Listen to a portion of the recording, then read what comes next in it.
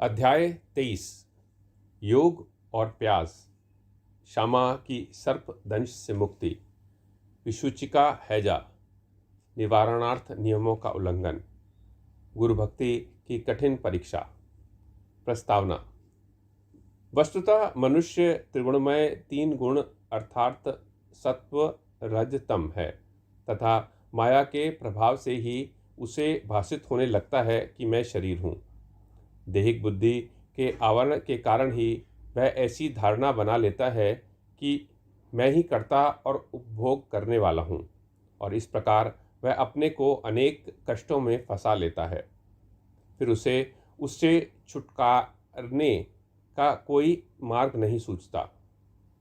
मुक्ति का एकमात्र उपाय है गुरु के श्री चरणों में अटल प्रेम और भक्ति।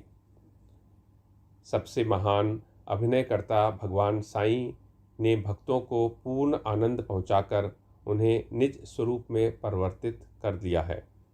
उपयुक्त कारणों से हम साईं बाबा को ईश्वर का ही अवतार मानते हैं, परंतु वे सदा यही कहा करते थे कि मैं तो ईश्वर का दास हूँ। अवतार होते हुए भी मनुष्य को किस प्रकार आचरण करना चाहिए तथा अपने वर्ण के कर्तव्यों का किस प्रकार निर्वाह करना चाहिए, इसका उदाहरण उन्होंने लोगों के समक्ष प्रस्तुत किया। जो सब जड़ और चेतन पदार्थों में ईश्वर के दर्शन करता हो, उसको विनयशीलता ही उपयुक्त थी। उन्होंने किसी की उपेक्षा या अनादर नहीं किया। वे सब प्राणियों में भगवत दर्शन करते थे। उन्होंने यह कभी नहीं कहा कि मैं अनलहक सोहम हूँ।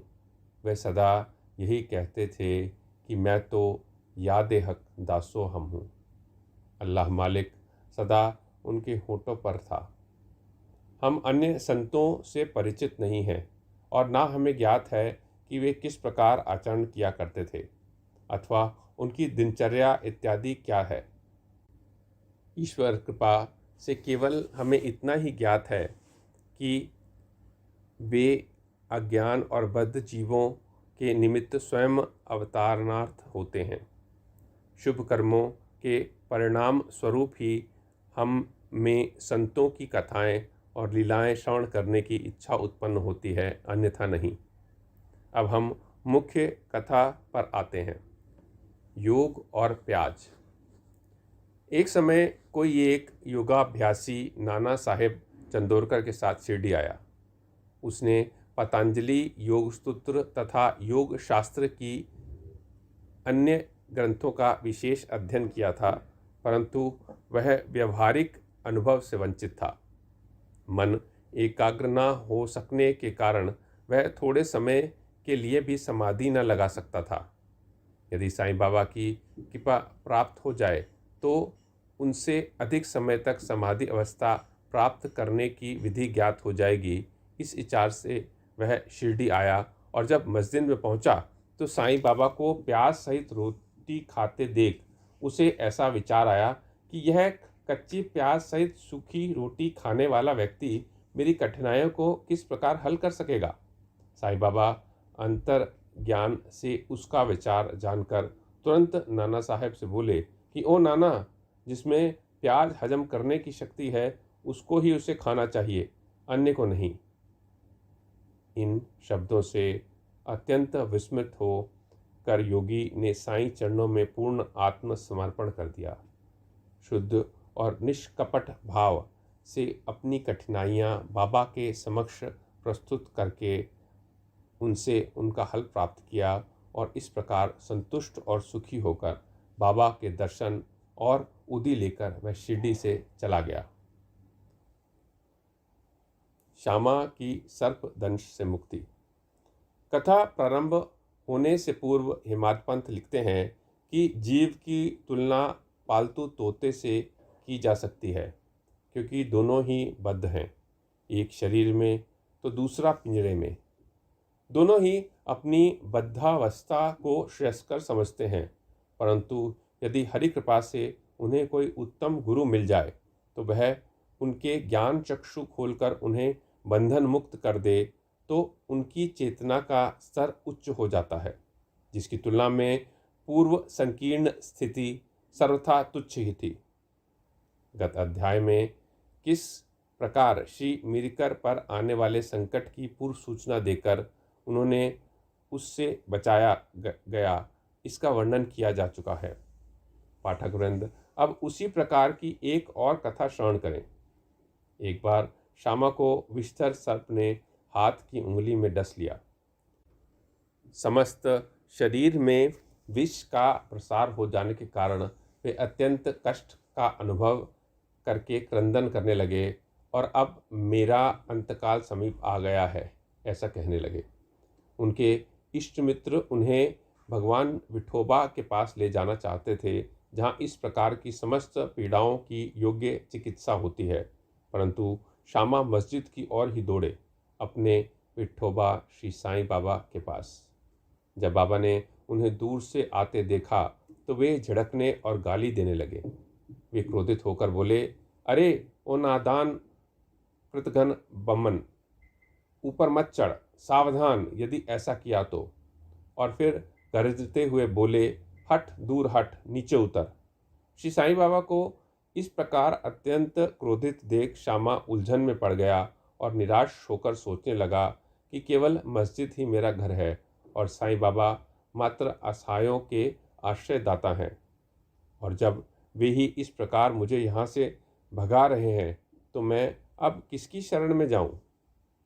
उसने अपने जीवन की आशा ही छोड़ दी और वहीं शांतिपूर्वक बैठ गए। थोड़े समय के पश्चात जब बाबा पूर्वव्रत शांत हुए तो श्यामा ऊपर आकर उनके समीप बैठ गए। तब बाबा बोले, डरो नहीं, तिल मात्र भी चिंता मत करो, दयालु फकीर तुम्हारी रक्षा करेगा। घर जाकर शांति से बैठो, बाहर ना निकलो, मुझ पर विश्वास कर निर्भय होकर चिंता त्याग दो। उन्हें घर भिजवाने के पश्चात ही पीछे से बाबा ने तात्या पाटिल और काका साहेब दीक्षित के द्वारा यह कहला भेजा कि वह इच्छा अनुसार भोजन करें, घर में टहलते रहें, लेटे नहीं और ना शयन करें।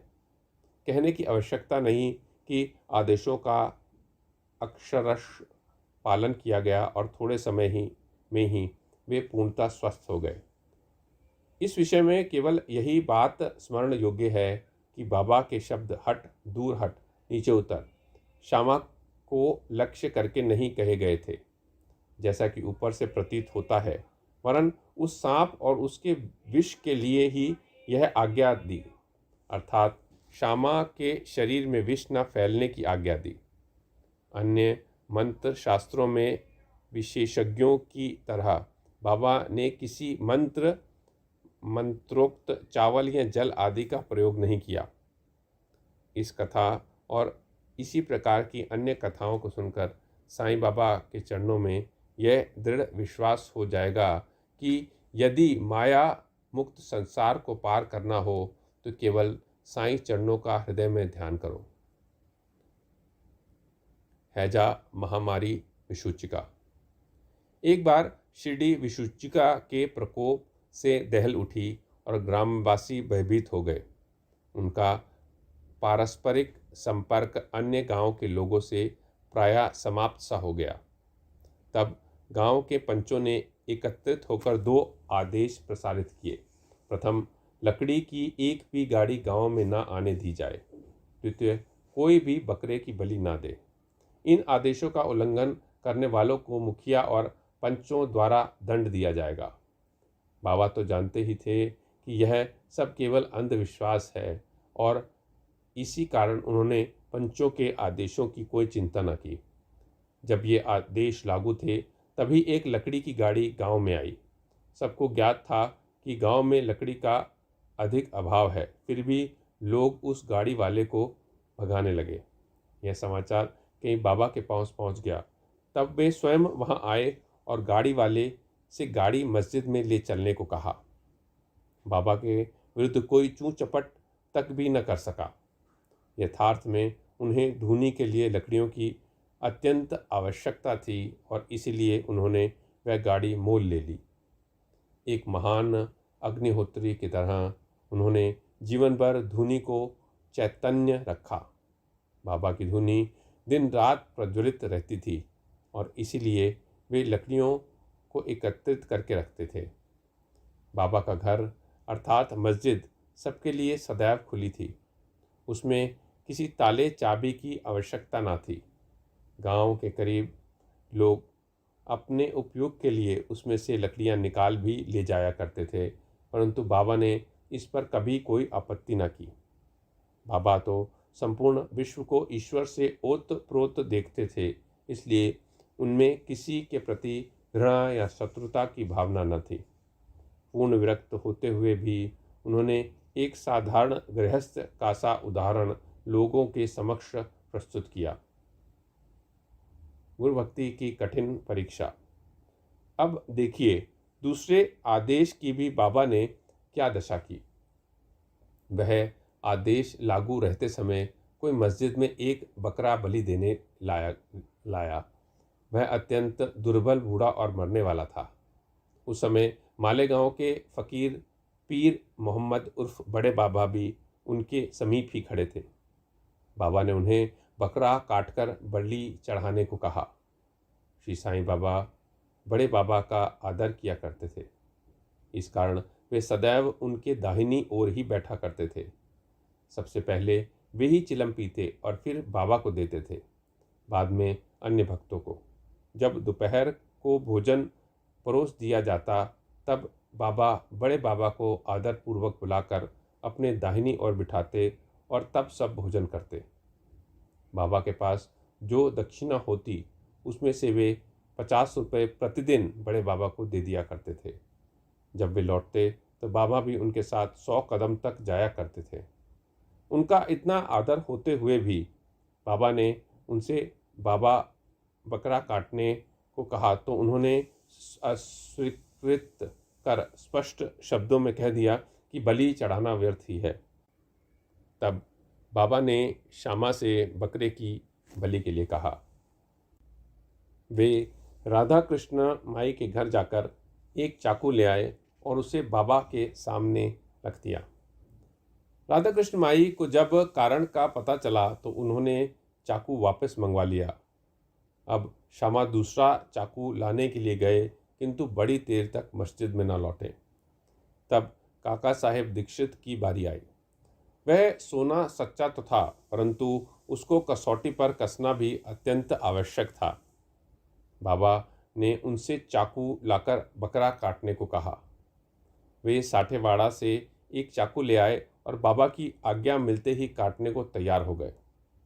उन्होंने पवित्र ब्राह्मण वंश में जन्म लिया था और अपने जीवन में वे बलि कृत्य जानते ही न थे।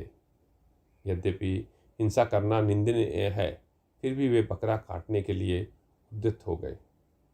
सब लोगों को आश्चर्य था कि बड़े बाबा एक यवन होते हुए भी बकरा काटने को सहमत नहीं है और यह एक सनातन ब्राह्मण बकरे की बलि देने के लिए तैयारी कर रहा है। उन्होंने अपनी धोती ऊपर चढ़ा फेंटा कस लिया और चाकू लेकर हाथ ऊपर उठाकर बाबा की अंतिम आज्ञा की प्रतीक्षा करने लगे। बाबा बोले, अब विचार क्या कर रहे हो? ठीक है, मारो। जब उनका हाथ नीचे आने ही लगा था तब बाबा बोले, ठहरो, तुम कितने दुष्ट हो, ब्राह्मण होकर भी तुम बकरे की बलि दे रहे हो। काका साहब चाकू नीचे रखकर बाबा से बोले, आपकी आज्ञा ही हमारे लिए सब कुछ है। हम अन्य आदेशों को नहीं जानते। हम तो केवल आपका ही सदैव स्मरण तथा ध्यान करते हैं और रात दिन आपकी ही आज्ञा का पालन किया करते हैं। हमें यह विचार करने की आवश्यकता नहीं कि बकरे को मारना उचित है या अनुचित, और ना हम इसका कारण ही जानना चाहते हैं। हमारा कर्तव्य और धर्म तो निसंकोच होकर गुरु की आज्ञा का पालन करने में ही है। तब बाबा ने काका साहेब से कहा कि मैं स्वयं ही बलि चढ़ाने का कार्य करूँगा। तब ऐसा सुनिश्चित हुआ कि ताकिया के पास जाकर, जहाँ बहुत से फ़कीर बैठते हैं, वहाँ चलकर इसकी बलि देनी चाहिए। जब बकरा वहाँ ले जा रहा था तभी रास्ते में गिरकर वह मर गया। भक्तों के प्रकार का वर्णन कर श्री हिमायत पंत इस अध्याय को समाप्त करते हैं। भक्त 3 प्रकार के हैं, उत्तम, मध्यम और साधारण। प्रथम श्रेणी के भक्त वे हैं जो गुरु की इच्छा पहले से ही जानकर अपना कर्तव्य मानकर सेवा करते हैं। द्वितीय श्रेणी के भक्त वे हैं जो गुरु की आज्ञा मिलते ही उसका तुरंत पालन करते हैं। और तृतीय श्रेणी के भक्त वे हैं जो गुरु की आज्ञा सदैव टालते हुए पग पर त्रुटि किया करते हैं। भक्तगण यदि अपनी जागृत बुद्धि और धैर्य धारण कर दृढ़ विश्वास करें तो निसंदेह उनका आध्यात्मिक ध्येय उनसे दूर नहीं है। श्वासोच्छ्वास का नियंत्रण, हठ योग या कठिन साधनाओं की कोई आवश्यकता नहीं है। जब शिष्य में उपयुक्त गुणों का विकास हो जाता है और जब अग्रिम उपदेशों के लिए भूमिका तैयार हो जाती है, तभी गुरु स्वयं प्रकट होकर उसे पूर्णता की ओर ले जाते हैं। अगले अध्याय में बाबा के मनोरंजक हास्य विनोद के संबंध में चर्चा करेंगे। श्री सद्गुरु साईनाथ अर्पणमस्तु। शुभम भवतु।